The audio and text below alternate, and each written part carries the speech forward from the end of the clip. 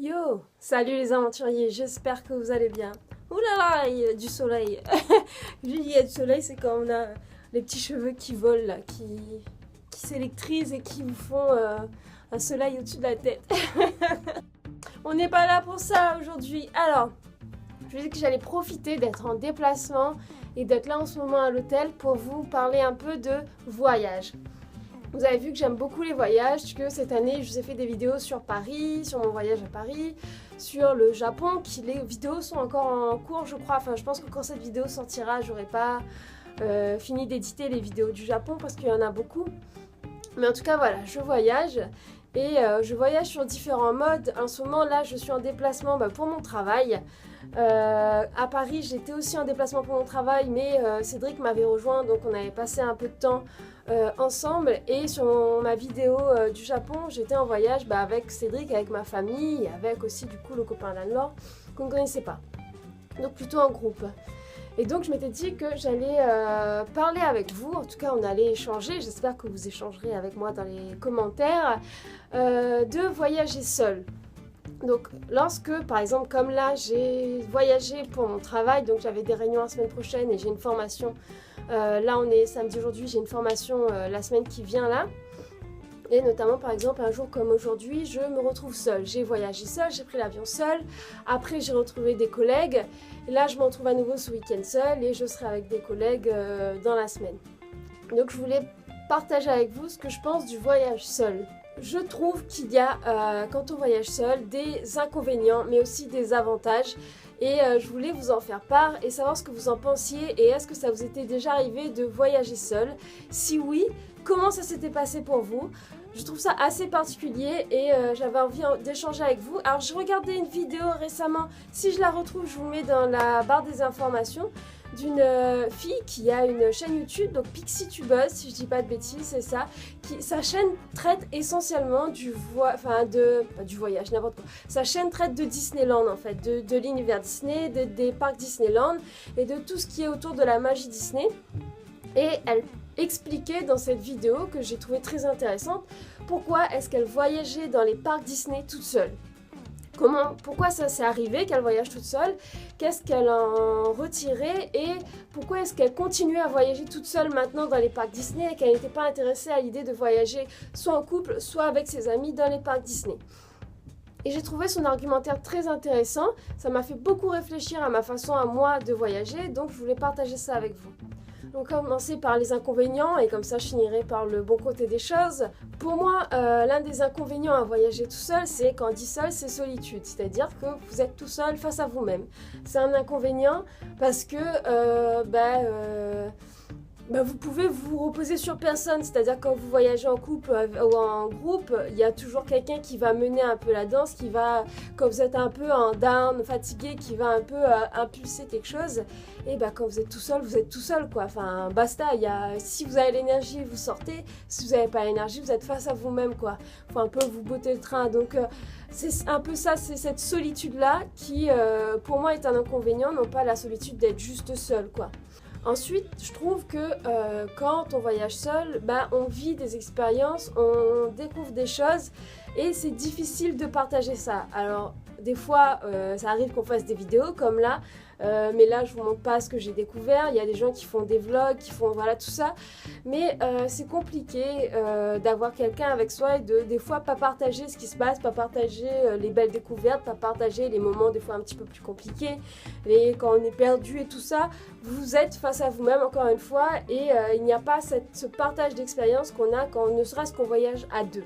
Et ensuite, ce qui est pour moi un troisième inconvénient quand on part seul, c'est que c'est de parler à quelqu'un, clairement. C'est-à-dire après, vous pouvez aller parler aux gens dehors, vous pouvez aller parler à des inconnus, mais il y a des configurations qui s'y prêtent moins des fois et vous avez juste besoin d'échanger. Alors notre monde moderne fait qu'on a des téléphones, qu'on est souvent en connexion avec des gens, qu'on peut envoyer des messages, qu'on peut téléphoner, mais c'est pas la même chose que d'être dans une vraie conversation ensemble à échanger. Après je suis pas quelqu'un de bavard donc ça ne me pèse pas souvent, clairement.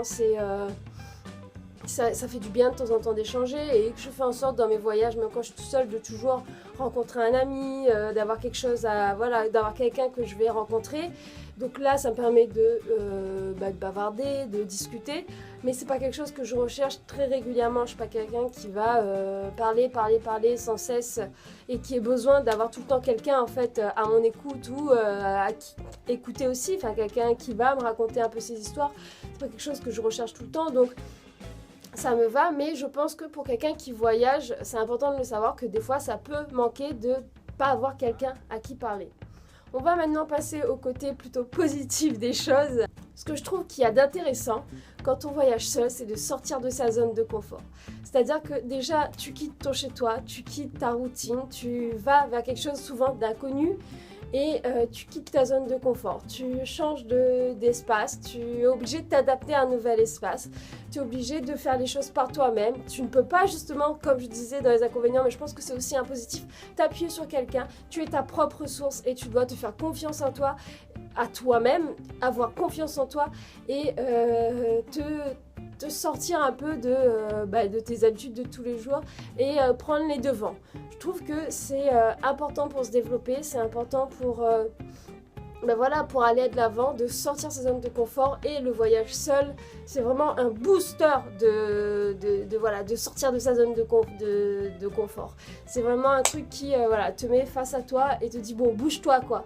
Donc toujours dans du positif, il faut dans ce cas-là se débrouiller seul. Il faut se débrouiller seul pour trouver son chemin, il faut se débrouiller seul pour réussir ce pourquoi on est venu en voyage, quoi, pour réussir ce qu'on attendait, pour faire ses recherches, pour trouver à manger, tu es obligé de te débrouiller, quoi. Je sais que mon premier voyage, ça a été quand je suis partie seule, ça a été quand je suis partie faire mes études, où j'ai quitté La Réunion pour aller à Bordeaux. Clairement, sur l'arrivée, il y avait ma mère avec moi, mais après, au bout d'une semaine, elle est partie, et il a fallu se débrouiller seul. Tu te débrouilles seul pour faire des trucs administratifs, tu te débrouilles seul pour trouver un peu tes habitudes, trouver là où tu vas faire tes courses, trouver comment tu vas te rendre en transport, t'habituer au transport, te rendre en transport là où tu dois aller. Être seul, voyager seul, ça permet tout ça, quoi. Tu te rends compte que peu importe où tu vas après, normalement, tu es capable de gérer de nombreux éléments seul. Et ça fait un gain de confiance qui te fait monter, quoi, qui te fait grandir et qui même te fait passer un peu de l'adolescence à l'âge adulte, ou voire de l'âge adulte un peu dans ce cocon, à vraiment quelqu'un d'affirmé, de décidé et qui va savoir gérer ses choix seul. Et enfin, pour moi, l'un des plus gros avantages à partir seul, c'est que on peut avoir son propre rythme. Et c'est un peu là-dessus que je retrouvais ce qu'a parlé Pixie Buzz dans sa vidéo, c'est que le fait d'être seul permet de ne pas être obligé de suivre, ou bien on n'est pas obligé, mais souvent on se calque un peu au rythme de l'autre, ou en tout cas on trouve un rythme commun pour pouvoir être dans les attentes de chacun et qu'on ne soit pas déçu par son voyage par exemple ou son déplacement. Quand tu es seul, tu te lèves à l'heure que tu veux déjà, tu manges à l'heure que tu veux, tu sors si tu as envie, tu ne sors pas si tu as envie. Par exemple, ce matin, je ne suis pas sortie parce que ça fait une semaine que je suis dehors, que je suis en déplacement. Ça m'a demandé beaucoup d'énergie. Ce matin, je me suis dit, non. Je ne suis pas sûre de sortir non plus en début d'après-midi.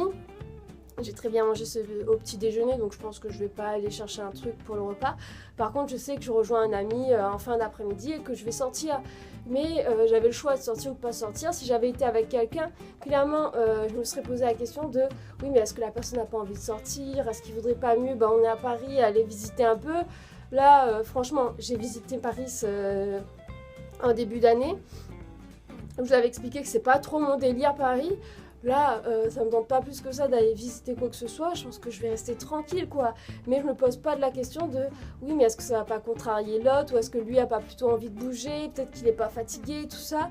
Là, j'ai envie de m'écouter moi, j'écoute mon rythme, j'écoute ma fatigue aussi. Et donc, je me suis dit là, tranquille, je vais aller filmer, je vais vous parler de ça plutôt que d'aller me balader. Donc, ça me permet aussi ça de travailler. Enfin, peut-être pas là, je travaille pas aujourd'hui. Enfin, je crois que je vais travailler un peu tout à l'heure, je regarde là-haut parce qu'il y a mon ordinateur qui m'attend. Mais en tout cas, là, je ne vais pas travailler pour l'instant. je regardais des vidéos tout à l'heure. Je me suis dit, bon, bah, j'allais peut-être vous faire cette vidéo parce que j'avais l'idée de faire cette vidéo depuis mon voyage au Japon. Parce que j'ai regardé la vidéo juste après, en fait, de Pixitubeuse.